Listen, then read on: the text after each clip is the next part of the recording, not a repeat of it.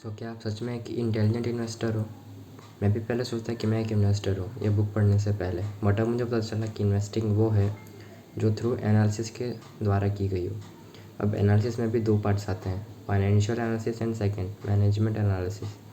Financial analysis में आता है कंपनीज़ के पे रेशियोज़, कंपनी कैसा प्रॉफिट जनरेट कर रही है। और मैनेजमेंट एनालिसिस में आता है क्या कंपनी का मैनेजमेंट हार्ड टाइम्स में अपने शेयर होल्डर्स के बारे में सोचता है, क्या मैनेजमेंट को शेयर होल्डर्स की परवाह है, वो शेयर होल्डर्स के बारे में कैसा रखता है, और क्या मैनेजमेंट ये एलिजिबल है कि वो कंपनी को और चला पाए और उसको और आगे बढ़ा पाए। सेकंड आता है सेफ्टी ऑफ प्रिंसिपल। अगर आप किसी से भी पूछोगे कि वो स्टॉक मार्केट में इन्वेस्ट क्यों नहीं करता, तो वो कहेगा यार पैसे डूब जाते हैं इसमें। मतलब आपका पैसा ही यहाँ पे सेफ़ नहीं है, तो आप रिटर्न कैसे कमा सकते हो? इसलिए आपको उन्हीं स्टॉक्स में इन्वेस्ट करना चाहिए जहाँ पे आपको लगे हाँ मेरा पैसा डूबेगा तो नहीं। और अगर आपको किसी स्टॉक में लगे कि हाँ मेरा पैसा डूब सकता है, तो आपको ऐसे स्टॉक्स को अवॉइड करना चाहिए। पॉइंट थर्ड आता है एन एडुकेट रिटर्न। मतलब आपको आपके इन्वेस्टमेंट पे रिटर्न्स भी तो मिलने चाहिए। ऑथर के मुताबिक ज़्यादा नहीं तो हाँ एटलीस्ट एवरेज जितना, नहीं तो इन्फ्लेशन को ओवरटेक कर सके उतना बहुत होगा। और इन्फ्लेशन के बारे में हम अभी अगले वीडियो में, जो इस बुक का चैप्टर 2 है, उसमें हम पढ़ेंगे। हर कोई इन्वेस्टर नहीं होता। 1948 में अगर कोई भी आदमी स्टॉक मार्केट से स्टॉक खरीदता या बेचता था तो लोग उसे जनरली इन्वेस्टर कहते थे, बिना जाने कि उसने किस पर्पज़ के लिए ख़रीदा। क्या उसने इंट्रिंसिक वैल्यू से लो पे ख़रीदा या ज़्यादा पे, उसने क्या प्राइस पे की, उसने कितने साल तक उसे होल्ड किया और एक्सेट्रा। बिना जाने लोग उसे इन्वेस्टर कहते थे। अब गाइस यहाँ पे आप सोच सकते हो इन्वेस्टिंग और ट्रेडिंग के बीच में फ़र्क क्या है। फ़र्क है, इन्वेस्टिंग का मतलब होता है अगर आपने कोई स्टॉक खरीदा ऊपर दिए हुए 3 क्राइटेरिया से, थ्रू एनालिसिस, एडुकेट रिटर्न और सेफ्टी प्रिंसिपल, और उसे 1 साल तक होल्ड किया, तो आपने वहाँ पे इन्वेस्टिंग की। और अगर आपने उसे 1 साल के अंदर तक बेच दिया तो आपने ट्रेडिंग की। ट्रेडिंग का भी बेस्ट एग्जांपल मैं कहूँ तो स्टॉक मार्केट, निफ्टी और सेंसेक्स। पिछले साल सेंसेक्स टच हो गया था ऑलमोस्ट 25,000 और निफ्टी था 7,500 पे। और अभी हम देखें तो हाईएस्ट पॉइंट गया है 15,500 निफ्टी का, और सेंसेक्स का 52 या 53 गया है। मीन्स आपको 100% रिटर्न मिल गया।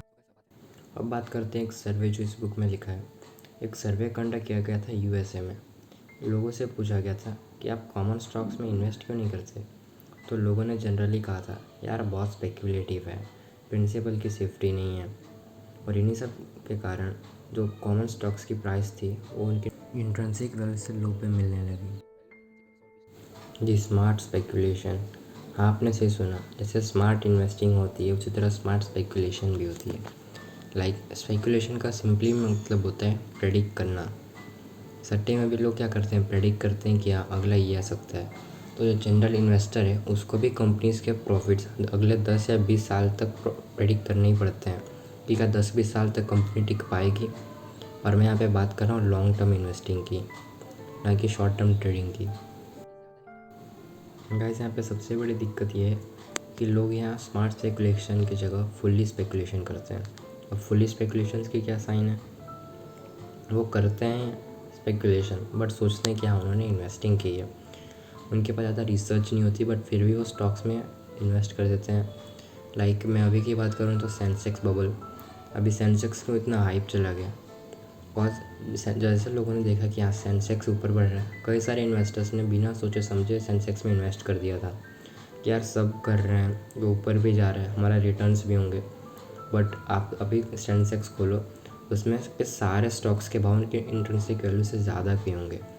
और कई तो पी रेशोस 50-25, मतलब आप 1 रुपये कमाने के लिए 50 या 25 रुपये एडवांस में पे कर रहे हो। या फिर आप ये समझ सकते हो आपको आपका पूरा पैसा रिकवर होने उस स्टॉक में से एटलीस्ट 50 या 25 साल लगेंगे। और आप सोच सकते हो बहुत ज़्यादा है।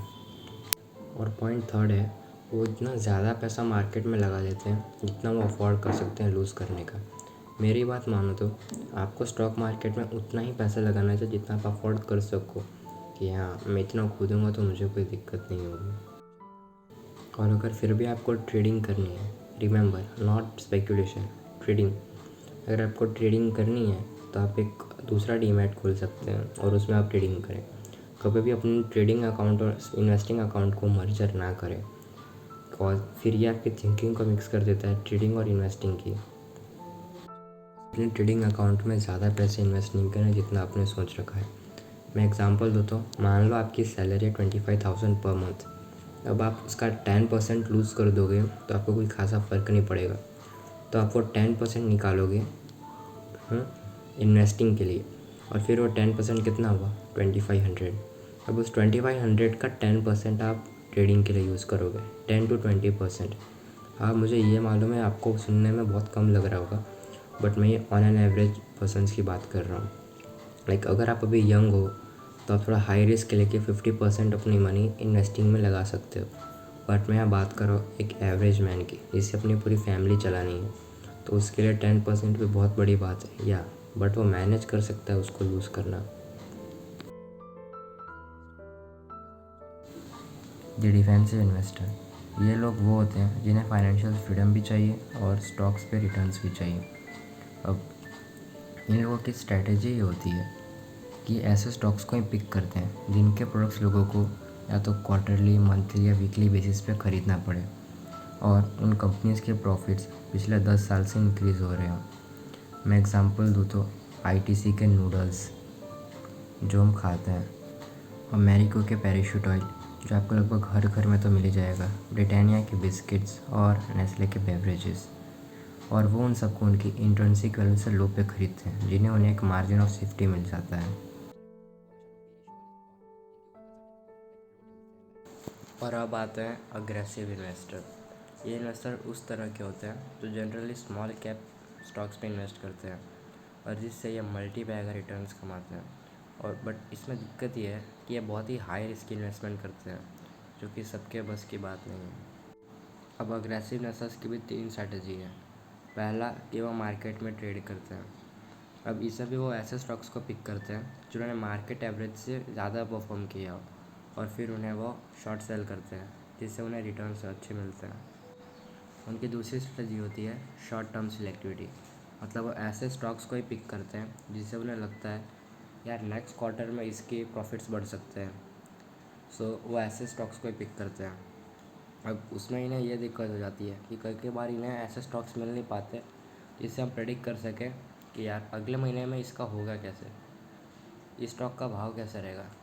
लाइक हम अभी ये प्रेडिक्ट नहीं कर सकते कि 3 महीने बाद चावल नहीं तो ग्रोसरीज़ का भाव कैसा रहेगा। तो यहाँ पे मेन प्रॉब्लम ये आ जाती है। थर्ड आते हैं लॉन्ग टर्म सिलेक्टिविटी पे।